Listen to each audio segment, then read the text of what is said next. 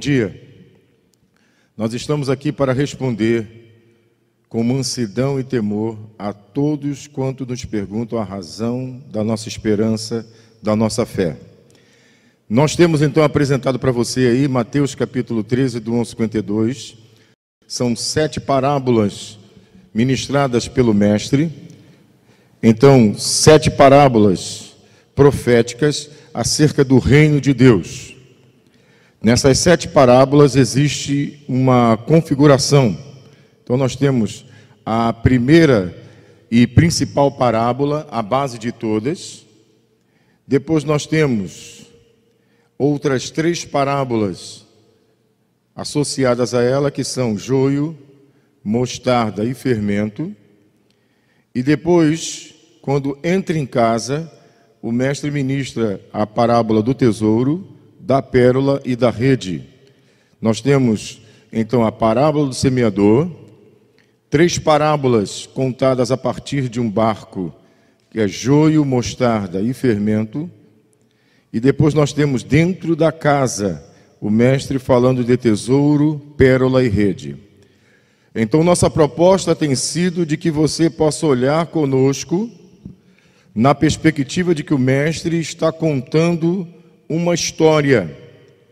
A pergunta que eu faria é: será que o mestre Jesus não sabia do que aconteceria com a igreja que a partir dele seria fundada? Será que ele não conheceria a história de antemão? Nessas 7 parábolas, ele nos prova que ele tinha pleno conhecimento da história da sua igreja. E aqui nós temos um paralelo interessante.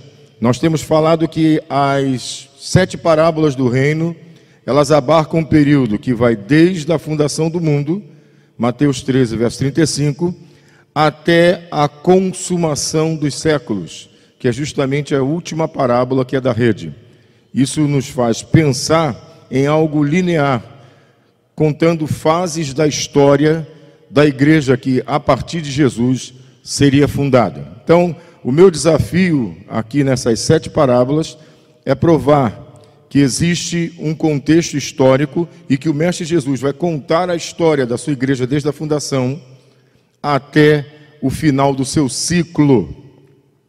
E algo interessante que nós não podemos deixar de falar é que em João capítulo 12, no verso 49, o Mestre Jesus, ele disse que ele não faria absolutamente nada, ou não falaria nada que não tivesse sido escrito de antemão pelo próprio Pai. Ou seja, tudo que o Filho deveria dizer, tudo que o Filho deveria falar, já estava pré-escrito, escrito de antemão. Ou seja, tudo que ele vai falar e fazer, ele está literalmente imitando o Pai. Não há nada que o Filho faça que o Pai já não tenha feito. E é interessante quando nós pensamos paralelamente. Ou seja, o Mestre Jesus, nas 7 parábolas proféticas, ele vai fazer um resumo histórico, nos dar um panorama histórico, exatamente em espelho com aquilo que aconteceu no início com o Pai. Ou seja, no início, seu Pai fundou uma raça, seu Pai formou uma raça, seu Pai fez com as suas próprias mãos um homem, a partir dele criou uma raça. E nessa raça ele criou uma congregação. E existe uma história nessa criação, nessa formação, nessa fundação dessa raça. E a história nós temos a partir de Gênesis até Malaquias. O Mestre Jesus agora quer mostrar, em comparação, o que vai acontecer com aquela que ele vai formar. E o interessante, no paralelo, é que na história contada a partir daquilo que Deus fez, algumas coisas do nosso ponto de vista humano teriam dado errado, porque a liberdade humana ocasionou que o homem tomasse decisões contrárias àquilo que o Pai tinha estabelecido, o Criador tinha estabelecido. Isso é interessante porque se nós fôssemos fazer uma história, nós com certeza não permitiríamos que as coisas dessem errado. Mas a liberdade, ela abre mão da ditadura e ela abre mão também de manipular a história.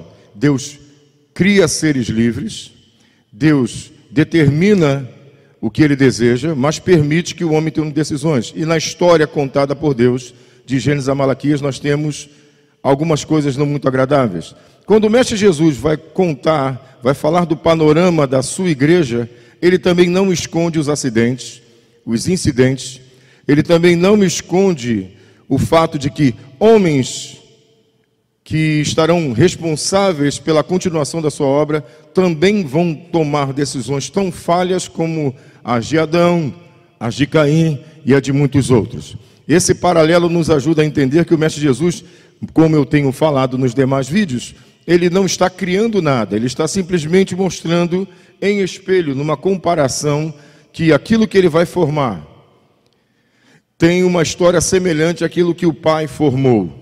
O Pai formou uma raça, formou uma congregação, o Mestre Jesus, a partir dele, também terá formado uma raça, uma congregação, se assim podemos dizer. Então nós temos 7 parábolas proféticas, contadas na perspectiva do barco e da casa. Nós vamos hoje nos deter na explicação da parábola do joio e do trigo. Por quê? Porque na explicação a partir de Mateus capítulo 13, verso 36, o mestre nos fornecerá um tutorial dizendo o que cada coisa significa, o que cada personagem significa. Então nós vamos para Mateus capítulo 13, a partir do verso 36. E com isso eu quero mostrar para você que na explicação que ele deu aos seus discípulos, os seus discípulos se interessaram muito pela parábola do joio e do trigo. Não se interessaram muito pelo grão de mostarda, nem mesmo pela parábola do fermento, mas se interessaram muito pela parábola do joio lançado no meio do trigo. E quando o mestre vai explicar, nós queremos deixar bem claro a firmeza que o mestre demonstra nas afirmações. Ou seja, ele diz, ele afirma categoricamente quem é e quem não é. E é dentro disso, na explicação da parábola do joio e do trigo, que nós queremos mostrar o paralelo com Gênesis e provar que a melhor maneira de se interpretar as Escrituras é permitir que elas mesmas possam dar a interpretação, nos dar o entendimento. Ela mesma, a própria Escritura, interpreta a si mesma. Isso é um pensamento antigo, mas tem sido deixado de lado ao longo dos milênios. Não somente ao longo dos dias, das semanas, dos séculos, mas dos milênios. As Escrituras têm o poder de interpretar a si mesma. Ou seja, ela mesma pode produzir as respostas que precisamos. Então nós vamos deixar ela comparar ela mesma com ela mesma, como diz o apóstolo Paulo. O Espírito Santo nos ensina comparando coisas espirituais com coisas espirituais. Nós vamos permitir que ela mesma possa nos ajudar. Se você estiver com a sua Bíblia aberta, você vai então deixar aberto comigo em Mateus capítulo 13 e Gênesis capítulo 4. Nessa comparação entre Mateus e Gênesis no capítulo 4, nós queremos provar para você que só pode haver uma verdade. Ainda que a sabedoria de Deus seja multiforme, a verdade é uma só. Então existem multicoloridas formas de se apresentar a verdade, mas é uma só verdade. Nós não temos o direito de ter a nossa verdade acerca da verdade de Deus. A verdade de Deus é uma só. O Filho imita o Pai, e nós, como sua igreja, deveríamos imitar o Filho. Ok, então, prestando atenção na explicação da parábola do joio e do trigo, você vai perceber que o mestre faz afirmações. Quem são a boa semente? São os filhos do reino. Quem são a má semente? A má semente são os filhos do maligno. Não existe precedente para a dúvida. Ele afirma quem são e quem são. E nós desafiamos ao raciocínio. Ao longo dos anos nós temos ouvido muita coisa, e só agora nós temos a possibilidade de publicar, acerca, por exemplo, de Gênesis 6, a partir do verso 1, quando as Escrituras falam de um contexto que muita gente fantasia. E nós perguntamos, teriam os anjos se relacionado com mulheres e gerado gigantes, esse absurdo, ele lança fora todo o contexto de Gênesis 1, 2, 3, 4 e 5. E ler o capítulo 6, destacadamente, de todos os capítulos anteriores e posteriores, é um crime gramatical. É claro que falta a revelação do Espírito Santo, falta muita coisa, mas também falta coerência. Então eu gostaria que todos nós voltássemos para o contexto anterior e posterior a esse tema, por exemplo. Quem seriam os filhos de Deus e as filhas dos homens? Pois bem, nesse contexto aqui de Mateus capítulo 13, do 1 ao 52, na leitura que o mestre vai fazer desse contexto, ele mesmo explica quem são os filhos de Deus e quem seriam as filhas dos homens. Nós vamos meditar. O mestre Jesus começa contando a parábola do semeador e ele fala para nós de 4 terrenos. Uma parte da semente, ele diz, caiu à beira do caminho. Uma parte da semente caiu entre pedras. Outra parte da semente caiu entre espinhos, espinheiros. E uma outra parte caiu em boa terra. Ok. Os 4 terrenos que ele apresenta representam um contexto onde os que recebem a palavra estão inseridos. Vou repetir. Os 4 terrenos representam contextos onde aquele que recebe a palavra, aquele que recebe a semente, está inserido. Cada um desses 4 terrenos vão falar para nós de um contexto maior.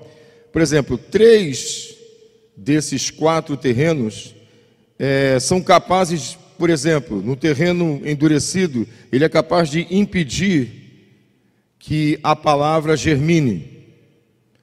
Na parábola onde ele mostra a semente caindo entre pedras, ele mostra que a semente não consegue amadurecer. E na parábola onde ele conta a parte dos espinhos, ele mostra que a pessoa representada por esse espinheiro, ela germinou, amadureceu, mas ela não conseguirá chegar ao fim. É assustadora a maneira como ele relata o poder da sua palavra, mas também o contexto onde cada pessoa que ouve a palavra está inserida, como isso pode afetar o resultado do seu reino em cada um. Nós deveríamos tomar cuidado. Então vou repetir. Na parábola onde ele fala da beira do caminho, ele diz que em alguns contextos a palavra não germina. Entre pedras, a palavra não amadurece. Entre espinhos, não chega ao fim. Se fôssemos falar de uma pessoa, de um crente, de alguém que crê, nós diríamos que na primeira ocasião a semente nem germina, essa pessoa não consegue nem permanecer no reino, não consegue entrar no reino, não consegue compreender. Eu espero que hoje você possa compreender, mas no primeiro caso, o contexto impede que a semente germine. No segundo, eu estou repetindo, germina, mas não amadurece. E no terceiro, germina, amadurece, mas não chega ao fim. Pois bem, nós queremos aproveitar esse contexto para você e destacar nesse contexto os espinhos. É assustador você pensar que alguém germina no reino de Deus, que alguém chega até a amadurecer no reino de Deus, mas não chega ao fim. Para o Mestre Jesus, a boa terra é aquela que chega ao fim. Não basta somente eu começar ou estar no meio. Ele quer que nós cheguemos ao fim, ao objetivo, ao destino. Ele diz que dos 4 terrenos, somente um realmente chegará ao fim. Mas eu gostaria de fazer uma pergunta. O que esse contexto significa? Pois bem, esse contexto que impede que a palavra germine, amadureça, ou que alguém trabalhado pela palavra chegue ao fim, é o que a Bíblia vai chamar de mundo, que muita gente confunde. E nós temos falado, o mundo é do Senhor, a terra e os que nele habitam, Salmo 24, verso 1. Mas quando ele fala de mundo, ele fala de um contexto criado para poder fazer com que a palavra não germine, criado para fazer com que a palavra não amadureça, ou criado para não permitir que alguns que hoje estão pregando, hoje estão anunciando, cheguem ao fim. Meu maior alvo com você hoje, nessa manhã, é que você não somente comece, não somente esteja no meio, mas toma cuidado com a tua vida para que você possa chegar ao fim. Esse é o objetivo de Jesus. Ok, onde surgiu isso? Foi nos dias do mestre que surgiu isso?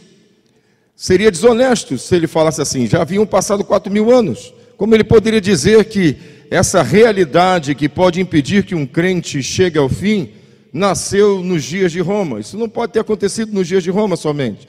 Isso já existe desde a fundação do mundo. Isso existe desde Gênesis. Por isso, eu pedi para você abrir em Gênesis 4. Nós vamos fazer agora uma volta, nós vamos voltar agora no tempo e observar o que o mestre observou, porque em João 12, verso 49, ele falou que o Pai prescreveu tudo aquilo que o Filho deveria falar e dizer.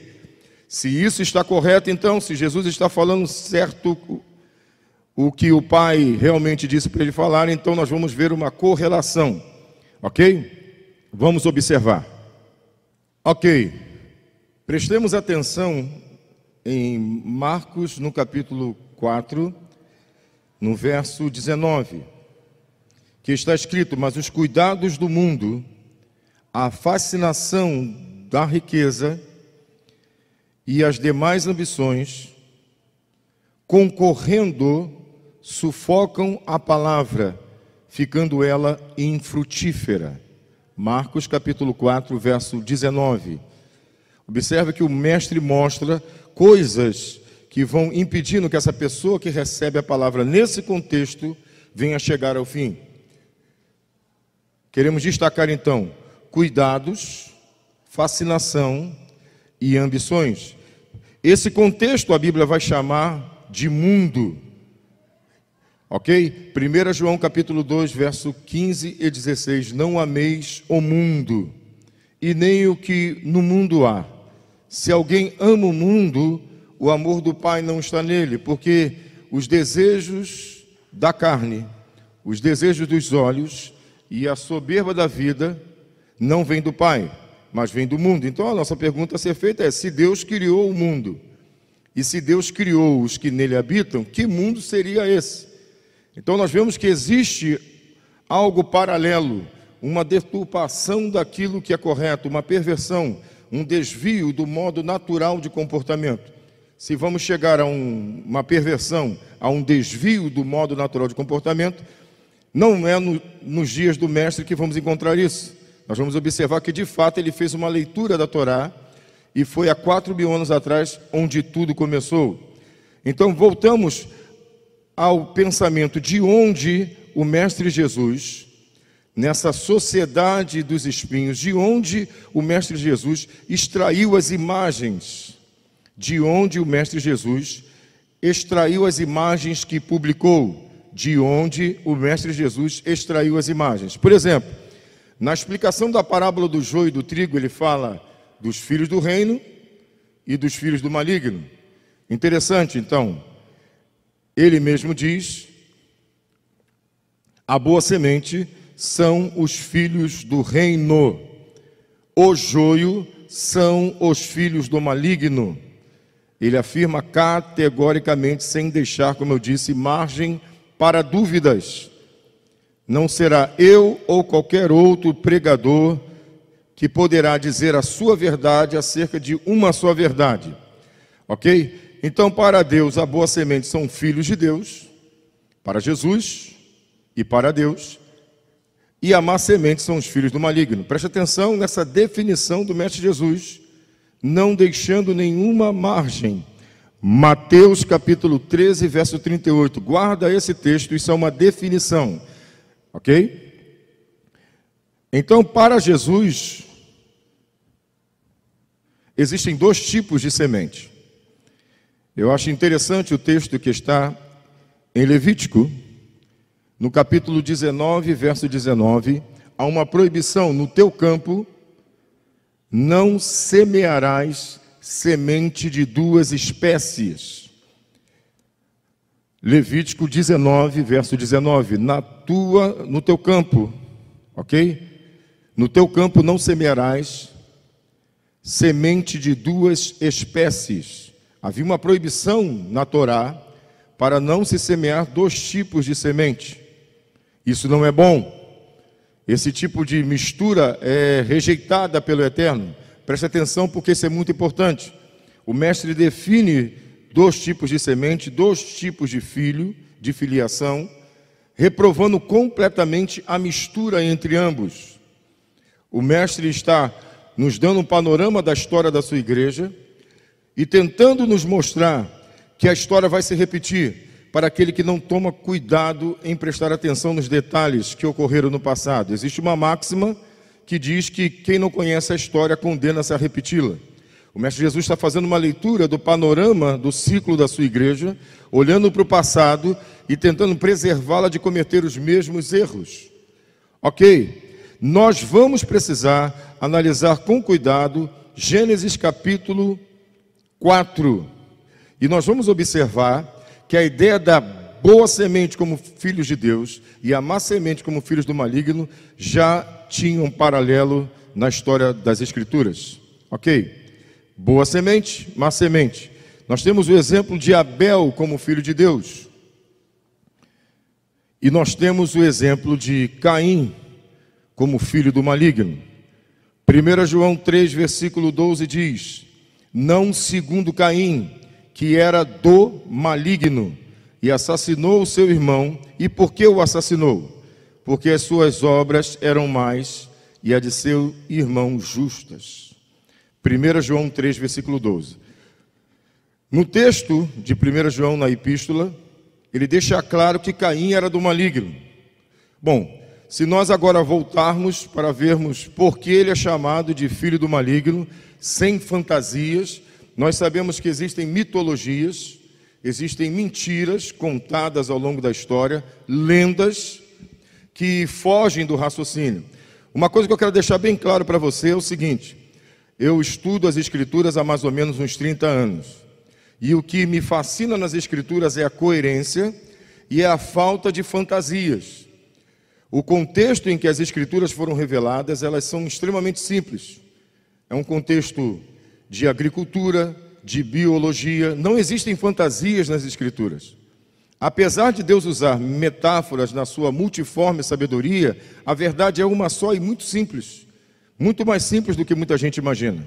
Então, por exemplo, existem lendas dizendo que o adversário teria se relacionado com a mulher e Caim então seria seu filho por causa disso. Isso é uma fantasia absurda, que vai dar margem também para se pensar no capítulo 6, de que anjos teriam se relacionado com mulheres, o que é extremamente absurdo.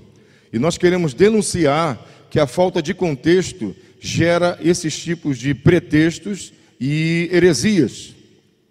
Quem fala isso não pode ser considerado inocente, principalmente se já está no Evangelho há muito tempo.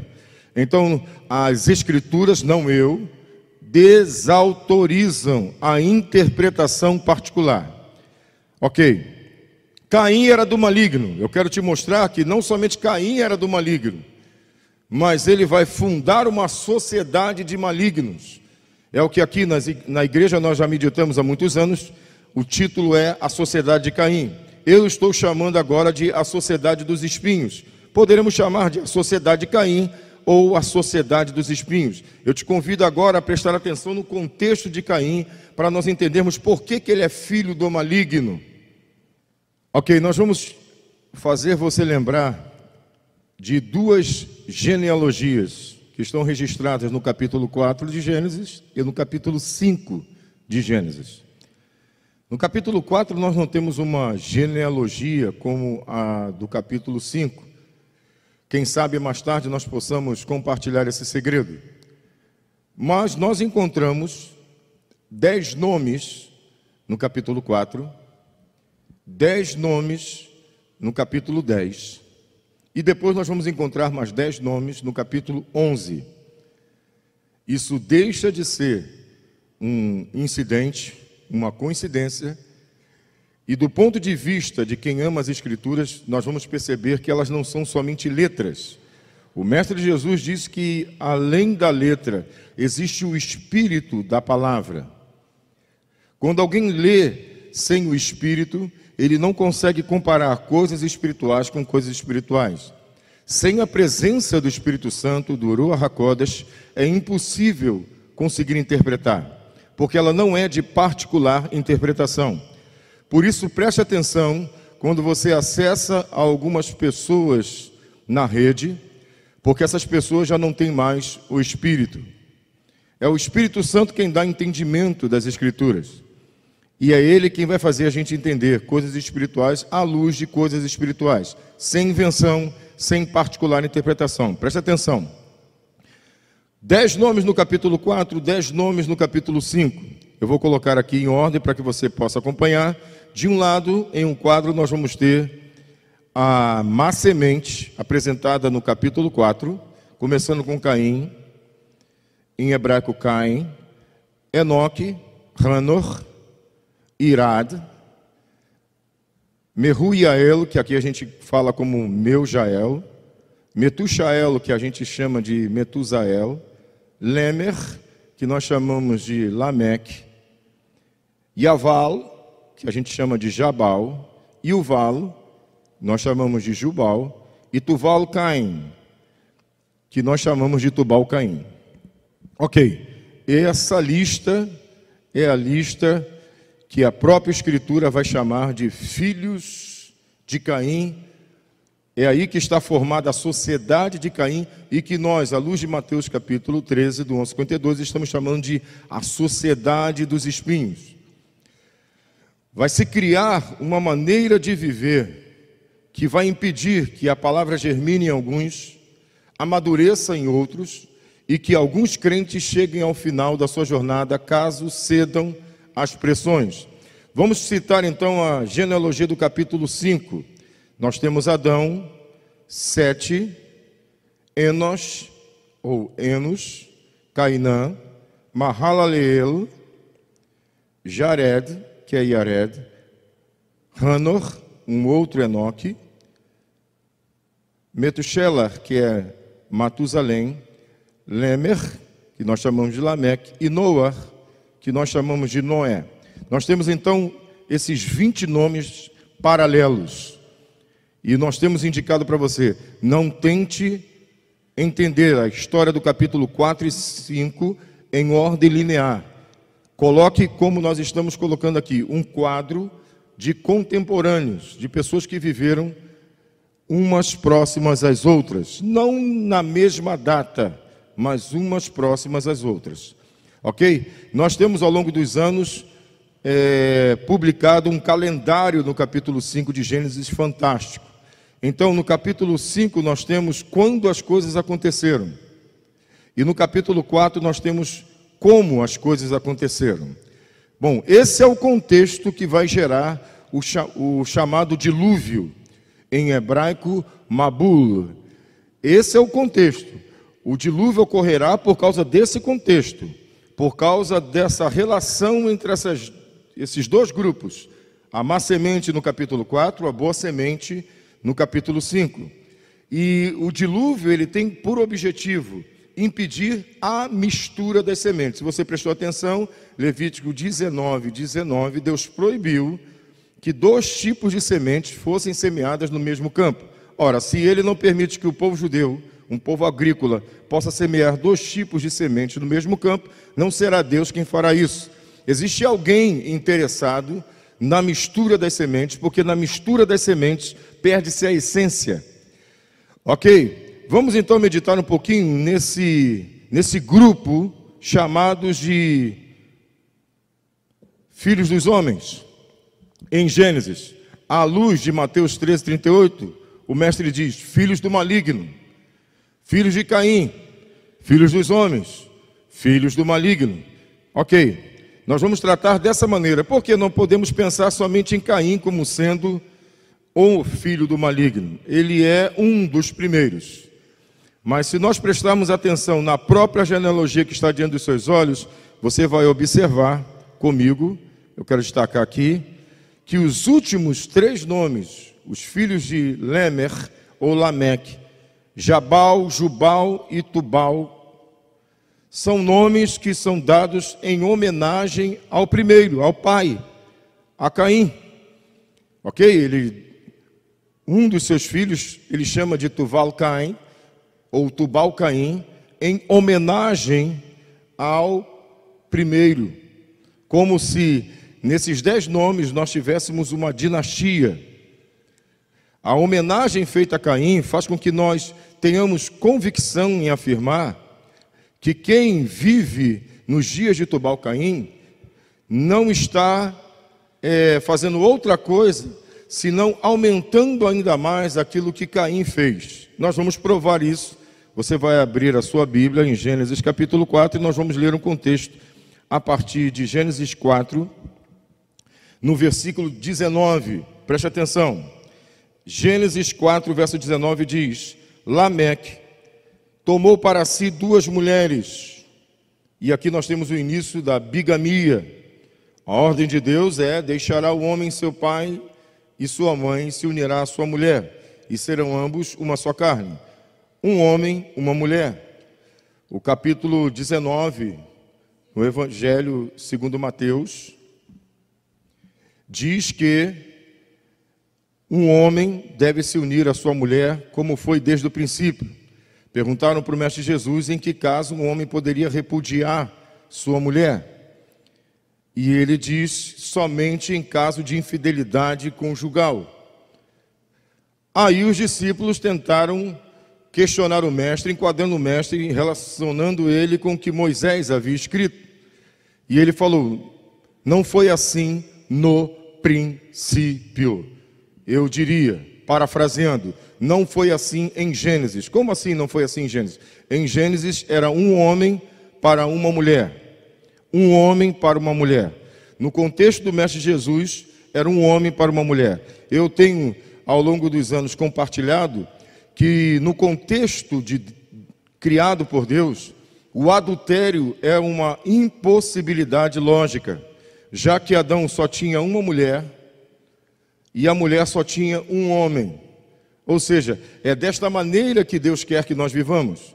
De maneira que eu tenha minha esposa como única e ela me tenha como único. No contexto de Deus, o contexto ideal de Deus é que Adão só tenha olhos para a sua mulher e a sua mulher para ele. E Jesus fala: não foi assim no princípio. Não foi assim no princípio. Não foi assim em Gênesis. Como foi em Gênesis? Um homem, uma mulher. Não existe adultério, não existe a possibilidade de se relacionar novamente, a não ser que a aliança tenha sido quebrada, rompida pelo adultério. Ok, voltando para o contexto, Lameque, no capítulo 4 de Gênesis, no verso 19, ele se une a 2 mulheres. Isso aqui já vai rompendo, já vai pervertendo, como nós temos falado, tirando a raça do nível, distorcendo, pervertendo um modo natural de comportamento. 2 mulheres, verso 19. Lameque tomou para si 2 mulheres. O nome de uma era Adá e o nome da outra era Zilá. Esse contexto já mostra a perversão, esse desvio do modo natural de comportamento. Preste atenção nisso. Jesus falou: não foi assim no princípio. Por quê? Porque no reino estabelecido por ele, o que ele idealiza é voltar para o padrão do Pai. Logo, não tem como eu e você distorcermos aquilo que não pode ser distorcido. Não foi no passado, Jesus não mudou, Deus não mudou. Continua da mesma maneira. O adultério, para Deus, deveria ser uma impossibilidade lógica.